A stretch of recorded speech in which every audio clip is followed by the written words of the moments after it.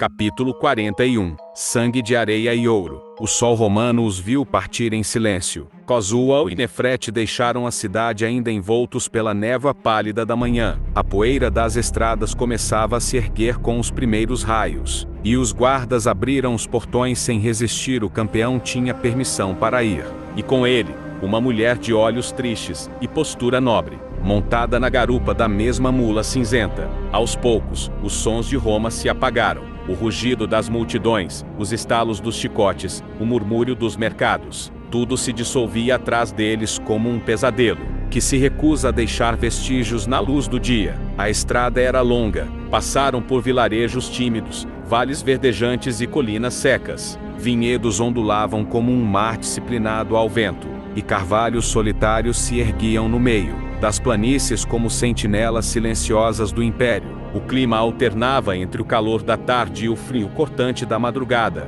Dormiam sob árvores ou em estábulos que aceitavam moedas e silêncio como pagamento. Durante o dia, quase não falavam, mas naquela tarde, com o céu cor de bronze e o mundo tingido por um vento de saudade, Nefrete falou. Meus avós diziam que descendíamos de Ptolomeu. Cozual franziu o senho, curioso. O general de Alexandre, sim, o mesmo que se tornou faraó no Egito. Ptolomeu teve muitos filhos e alguns fora do casamento. De uma dessas servas, nasceu minha linhagem. Ao contrário dos outros bastardos, essa mulher ganhou o favor do rei. Tornou-se rica, construiu navios, comprou terras, mandou erguer templos. Cozual observava em silêncio. Os olhos de Nefrete estavam distantes, voltados para algo que ele não podia ver. Ao longo das gerações, mantivemos a riqueza, mas não o trono. Não almejávamos reinar. Bastava existir com dignidade. Ela respirou fundo.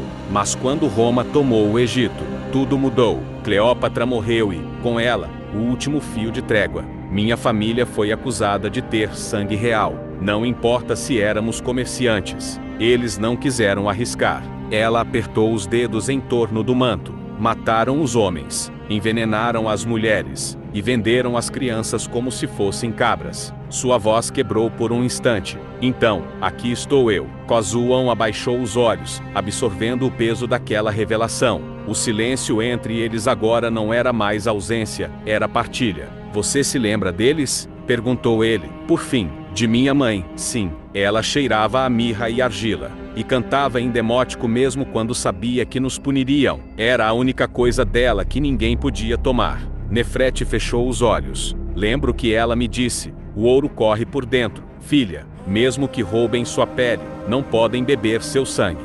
Cozual engoliu seco. Ficaram assim, por um tempo, ouvindo apenas o som compassado dos cascos da mula sobre a terra. Sabe, disse ele, enfim eu também estou indo atrás de sangue. O meu pai, Kazuya, minha mãe, Taka, não sei se estão vivos. Faz anos que não tenho notícias, mas se estiverem, eu vou encontrá-los. E se não estiverem, então eu construo algo novo onde eles teriam vivido. Por eles, por mim, por nós. Nefrete encostou a cabeça em suas costas e sussurrou. Talvez o ouro no nosso sangue ainda tenha algum destino, mesmo que enterrado na poeira. Cozual sorriu com tristeza. Talvez sejamos como sementes. Só brotamos depois de mortos. A estrada seguia, ondulando como um pergaminho interminável diante deles. E ao cair da noite, enquanto as estrelas surgiam uma a uma no céu romano, Cozual e Nefrete prosseguiam dois sobreviventes. Dois nomes apagados tentando reescrever sua história. Na direção da Lusitânia, na direção de casa. O céu escurecia aos poucos, pintado de tons de violeta e carvão. A lua já se insinuava no horizonte como um óleo quieto sobre a terra. Cozual e Nefrete continuavam a jornada sobre a mula. O mundo reduzido ao som rítmico dos cascos e ao vento frio que atravessava os campos. Os egípcios tinham muitos deuses, disse Nefrete,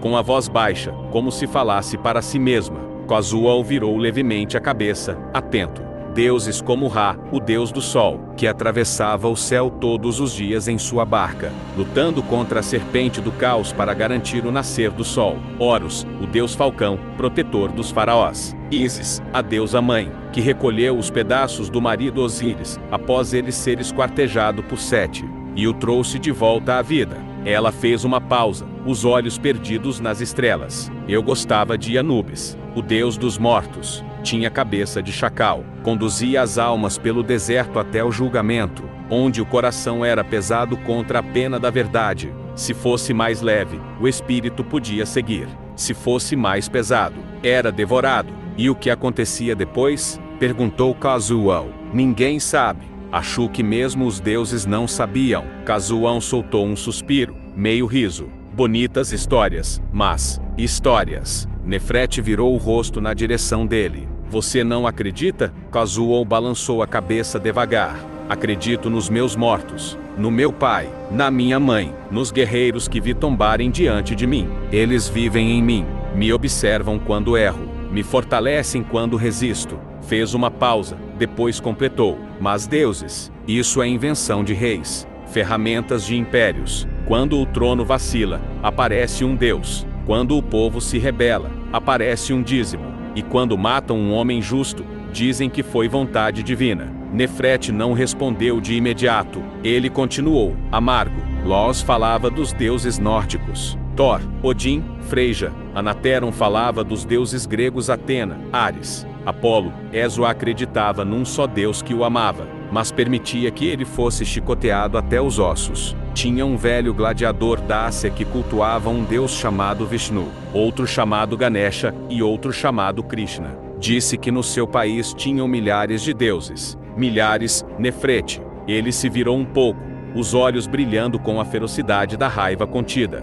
Ele se virou um pouco, os olhos brilhando com a ferocidade da raiva contida. E eu me pergunto, qual deles seria o verdadeiro? Qual deles ousaria desafiar o Império Romano? Qual deles teria coragem de me desafiar? Fez uma pausa longa, pesada. Que um deles se ponha de pé à minha frente, que me olhe nos olhos, que prove que estou errado. Silêncio. O vento soprou entre os ramos secos de uma árvore à beira da estrada. Um corvo gritou ao longe. Nefrete o observava com doçura e dor. Quando eu tinha 8 anos, vi meus pais serem degolados. Meus avós morreram queimados, e eu fui vendida como uma mula, como essa em que estamos montados agora. Kazuo não disse nada. Se há deuses, então me odeiam. Ela apertou a capa contra o peito. E se não há, então tudo isso é só dor.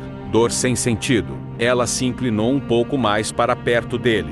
Mas mesmo assim, é difícil viver sem acreditar em algo maior, em alguma ordem, em alguma esperança. Sem isso, acho que enlouqueceríamos. Kazuo fechou os olhos por um instante. Talvez a esperança não esteja nos deuses, murmurou ele. Talvez esteja nas promessas que a gente cumpre, nos amigos que enterramos com honra, nos corpos que não deixamos apodrecer sem nome, no amor que se salva, mesmo em meio às chamas. Nefrete encostou a cabeça nas costas dele. Talvez. E seguiram assim, sob o céu estrelado, sem deuses, sem templos, mas com algo que talvez fosse mais antigo que tudo isso. 2 corações feridos tentando crer que o mundo ainda poderia ser belo. Ao final daquele dia, encontraram abrigo num vilarejo pequeno, encravado entre colinas cobertas de oliveiras e pedra. Um velho pastor ofereceu-lhes um canto no celeiro em troca de poucas moedas e silêncio. A palha era seca, o teto rangia ao vento, e o cheiro de animais era forte, mas era abrigo. Nefrete adormeceu logo, enroscada em um manto fino, os cabelos cobrindo o rosto como cortinas que escondem um templo. Kazuo ficou algum tempo desperto, observando a respiração dela, lenta e tranquila. Depois virou-se para o teto escuro, os braços cruzados sob a nuca, e sussurrou para o nada. Como você estará agora, Yohert? A pergunta flutuou no escuro como fumaça sem destino. E, sem resposta, ele fechou os olhos, desejando que o amigo ainda respirasse, que algum deus, mesmo inventado, o guardasse. Se ainda está aí, é porque gostou dessa história. Siga-me, ative a notificação, curta, compartilhe e até o próximo capítulo. Obrigado.